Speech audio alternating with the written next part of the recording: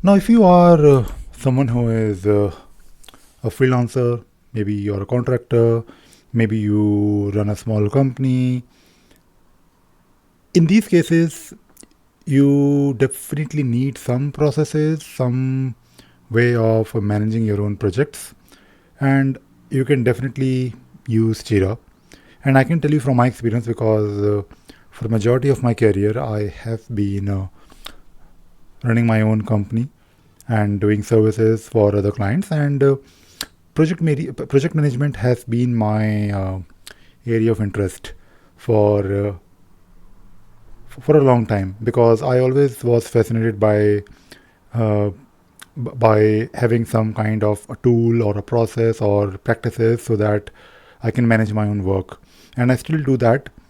I still have like a separate set of tools, and I have like my own way of working when it comes to managing my own work. But usually for a small company, maybe you are less than 10 people, or maybe you are an individual, maybe you work or you manage multiple projects, multiple clients at any given point, then definitely using a tool like Jira along with Confluence will help. But it is not always straightforward because using a tool like Jira will only work when you have the control over the work, or basically the stuff that you are going to deliver.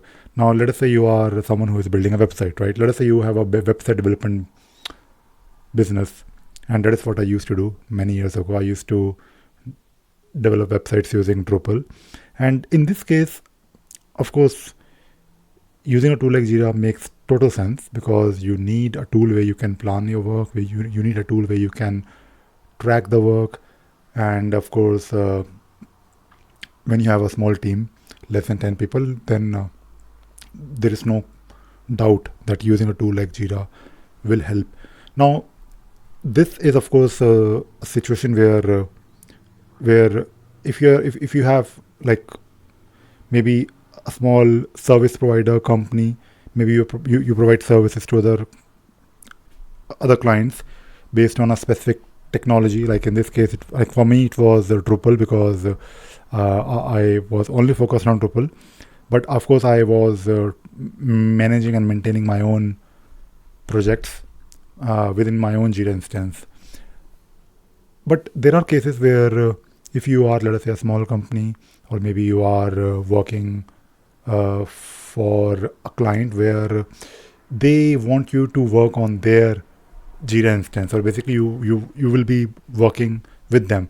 For us, for Sparksys, my company, that you are looking at here on the screen, like the banner behind, we do both. We of course use Jira for our own tracking, but we also use our client's Jira instance because if we are engaged, or if you're doing some work for our client, we we are actually okay using their Jira instance. And it can be a bit challenging sometimes, to be honest, because we have to monitor multiple Jira instances, and there is no way straightforward way to consolidate everything. I mean, that is, there are some ways, but it is not obviously possible, not due to technical limitations, but let us say you're working for a client and they want you to log into their Jira instance to look at the backlog or the work. Then of course you want to log into that Jira instance, and you want to stay there. Now, for me, it is a bit of both. We, of course, have our own Jira instance, not only for our services, but we also have our clients' Jira instances. But at the same time, we also have we also develop products, or we are trying to develop products. And of course, in this case, there is no doubt that we should definitely have our own Jira instance because that is where we can track our work. And especially for someone like us, because we are Atlassian consultants, we want to use Jira. So that is also another motivation. And that could be your motivation. I mean, you may not need to be an Atlassian consultancy company, but you could be any kind of company. But if you're using a tool like Jira, and this is actually important, and that is why I'm making this video. Sometimes I make videos. I'll come to that. Sometimes people say that okay, you waste too much time talking about nonsense stuff, but that nonsense stuff is actually where I give you context, and context is actually very important. I can't really just tell you that okay, use Jira and do this, do that. I'm not really here to give you any advice. I'm just trying to share my experiences. Of course, not everyone likes this kind of approach. So, anyways, so I was talking about why you should use Jira. Now, for us, as I mentioned, it makes sense that we are Atlassian consultants, but you might not be an Atlassian consultant, but at the same time, using a tool like Jira will definitely help you, because when you're using a tool like Jira, you are in a way building some processes. And these processes are actually important because these are building blocks of your company or whatever service that you provide. And if you demonstrate to your client or potential client that yes, we are going to work for you, we want to work for you, and we have been doing it for a long time. We have expertise in this particular technology, but we also have this set of processes. If you give us your work, then we'll track all of your work in Jira, right? So this will give your customer confidence, and this is actually very important. At the same time, um, if you're using a tool like Jira from the very beginning, of course, not use Jira if you're alone, but when you're like more than a couple of people, definitely that is the time when you should start thinking about what you want to do. I mean, if you never really want to grow, great. But if you have some plans to grow beyond 10 people, because I think beyond 10 people, you are, of course, I think to be honest, there is no definition of like a small company, big company. I mean, you could be a 100 people company and it could be a small company, but as compared to a 1,000 people company or as compared to a 2 people company, you are definitely big or small. So it is always relative. I don't really look at that part, like how many people are there working for a company, but it's more about how you want to go further.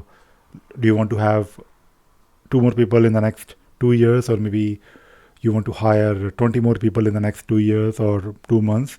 And when you are trying to grow both in number of projects, revenue, and you want to, of course, have more people because you need people, right? You can't really grow uh, with limited number of people unless you are like super intelligent or you have made some product which is making millions. But in most cases, you have to grow, you need to hire people, and you can only hire people when you have more work. So it's like a cycle, which is great because sometimes I mean that is how things are. But at the same time, you have to also think about. I'm telling you this because without a tool like Jira, or without it could be any tool by the way, but without some some processes that you should start building, you will be overwhelmed if you have, because I when I used to be honest, even right now I'm overwhelmed with the work that we do, because we have so many work, so many, like we do so many things, and we have I mean, I personally have to work like for long hours, but I don't really mind it because I'm doing it for my own company. But at the same time, I know that I mean, it is not really always easy, but I know that if I hire more people, they will, of course, be able to help me. But at the same time, I can't really hire people and just not have any process or any guidelines for them. So if you have a tool from the very beginning of your inception of your company or whatever you're doing, maybe you're a freelancer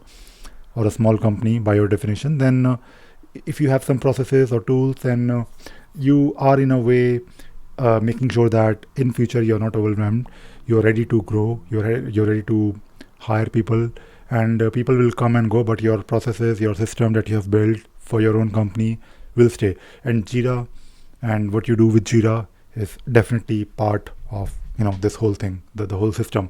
I think using a word like system is very important because it's like mix of different things, and as a whole, when you look at a company, it is nothing but different processes, different teams, or different type of things that you're doing, and they're all working together.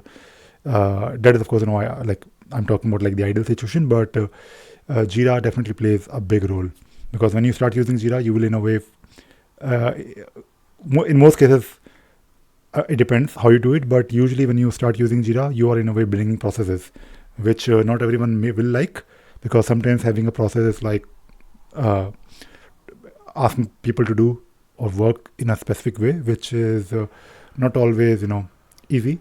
There will be some friction, but if you do it from day one, then they won't complain because they were doing it anyways.